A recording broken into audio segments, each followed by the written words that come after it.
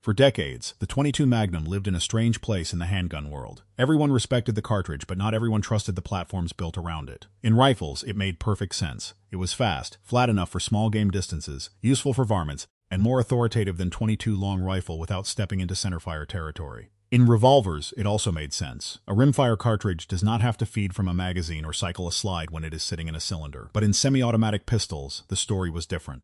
The .22 Magnum always seemed like a cartridge with potential waiting for the right machine, and for a long time that machine was hard to find.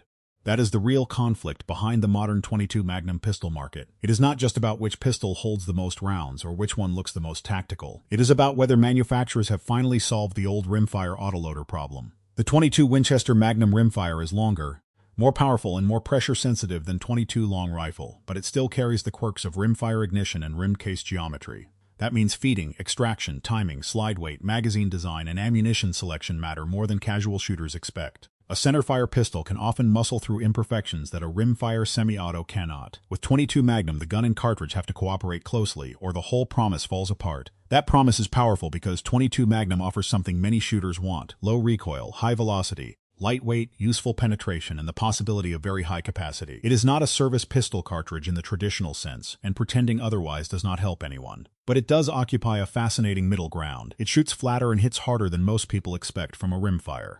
It allows fast follow-up shots. It can be carried in lightweight platforms without feeling punishing. And when paired with modern magazines and better operating systems, it starts to look less like a novelty and more like a legitimate specialized tool. The problem is that the same features that make it attractive also tempt people to overstate what it can do. The Rock Island Armory X-T shows one path manufacturers took to make the cartridge behave. Instead of making the pistol extremely light or futuristic, Rock Island leaned into weight, steel, and familiar 1911-style ergonomics. That approach makes sense. Mass helps control the gun. A heavier platform can make the sharpness of the cartridge feel almost effortless. The X-T feels less like a tiny rimfire pistol and more like a serious range gun chambered for an unusual cartridge. Its delayed blowback system and two-piece barrel concept reflect the central engineering problem. .22 Magnum cannot simply be dropped into any ordinary rimfire pistol layout and expected to run perfectly. It needs a system built around its pressure curve and case behavior. But the X-T also reveals the trade-off. At around 40 ounces unloaded, it is not pretending to be a pocket gun. It is not the lightest trail companion, and it is not the simplest answer for someone who wants maximum convenience. Its strength is shootability. Its weakness is portability. That makes it interesting because it reminds us that reliability in rimfire semi-autos often comes from giving the system enough structure to work correctly. The heavier gun may be easier to shoot and more forgiving on the range, but the owner has to accept that the same weight that makes it pleasant under recoil also limits where it fits in daily life. In other words, it solves the shooting problem before it solves the carrying problem. The KelTec PMR-30 answered the question from the opposite direction. Instead of building a heavy steel pistol around the cartridge, KelTec built something almost shockingly light and gave it a 30-round magazine.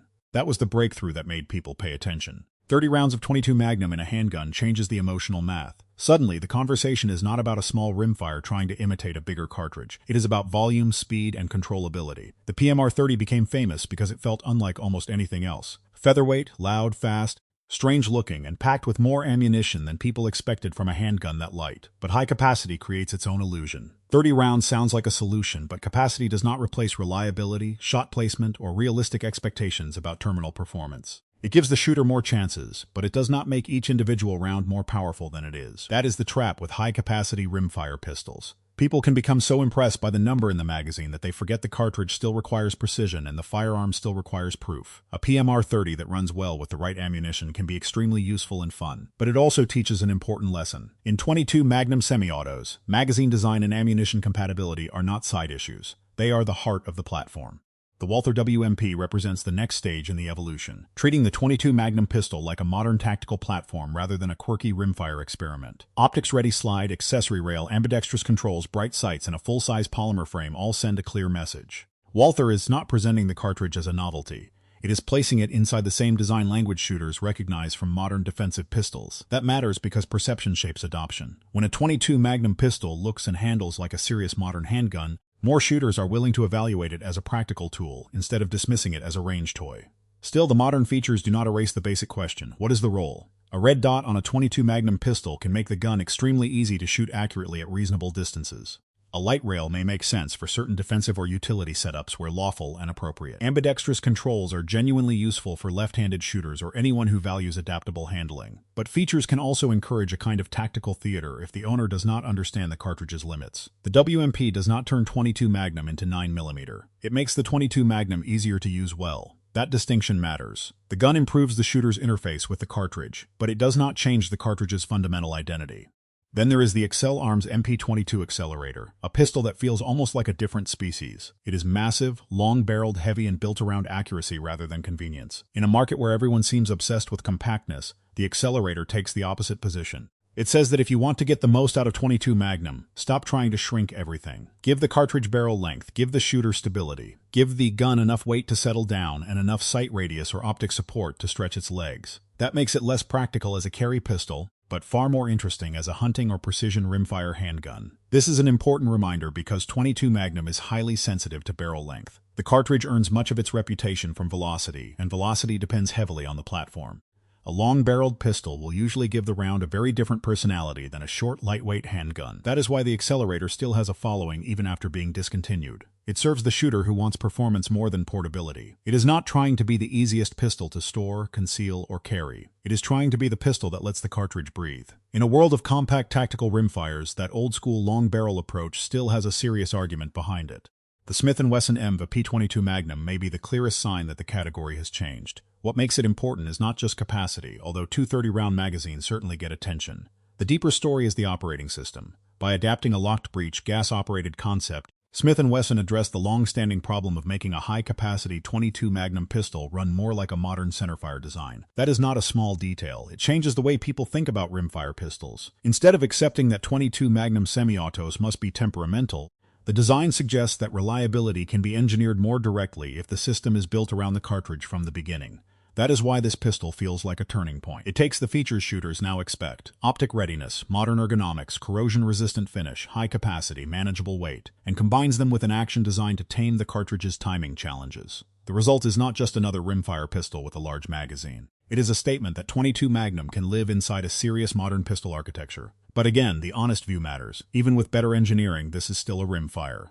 Ammunition quality still matters. Testing still matters. Cleaning and maintenance still matter. The platform may be advanced, but it is not immune to the realities of the cartridge. The larger lesson is that .22 Magnum pistols are becoming more capable because manufacturers have stopped treating the cartridge as an afterthought. The older mindset was to make a rimfire pistol and then chamber it for something hotter. The newer mindset is to design the pistol around what .22 Magnum actually demands. That means better magazine geometry, smarter operating systems, stronger extraction, more stable platforms, and sights or optics that let the shooter exploit the cartridge's low recoil and velocity. When that happens, the .22 Magnum stops looking like a compromise cartridge and starts looking like a specialized one. But specialized does not mean universal. A .22 Magnum pistol may be excellent for trail use, pest control where legal, survival kits, low recoil training, recreational shooting, or certain defensive roles for people who need minimal recoil and higher capacity. But it is not automatically the best choice for everyone. The ammunition can be more expensive than .22 long rifle. It can be louder than people expect. Rimfire ignition still carries different reliability concerns than centerfire ammunition. And while the cartridge offers useful penetration and speed, it does not produce the same terminal effect as larger defensive calibers. The person choosing it has to understand both sides of the bargain. That bargain is the real heart of the .22 Magnum pistol debate. You gain controllability, capacity, lightweight, and speed.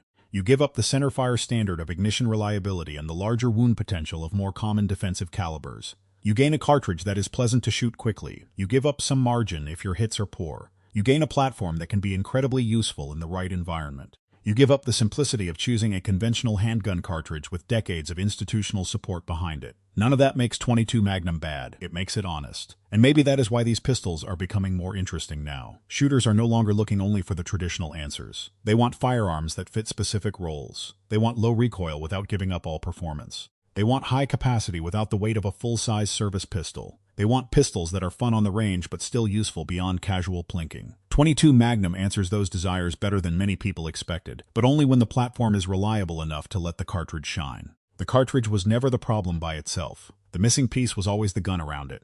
In the end, the best .22 Magnum pistol is not necessarily the one with the most rounds, the longest barrel, the lowest weight, or the most tactical styling. It is the one that best manages the cartridge's contradictions. The heavy steel pistol gives you control. The lightweight, high-capacity pistol gives you portability and volume. The modern polymer pistol gives you features and adaptability. The long-barreled precision pistol gives you velocity and accuracy. The gas-operated modern design gives you the strongest argument, yet that rimfire semi-auto reliability can be pushed forward. Each one proves a different point. The .22 Magnum pistol is no longer just a curiosity, but it is also not a miracle. It is a cartridge and platform combination that rewards realistic expectations. If you understand its limits, test your ammunition, choose the right gun for the role, and practice enough to use the low recoil well, it can be far more capable than skeptics admit. But if you treat capacity as a substitute for competence or velocity as a substitute for judgment, it will disappoint you. That is the twist. The .22 Magnum is finally getting better pistols, but the shooter still has to be better too.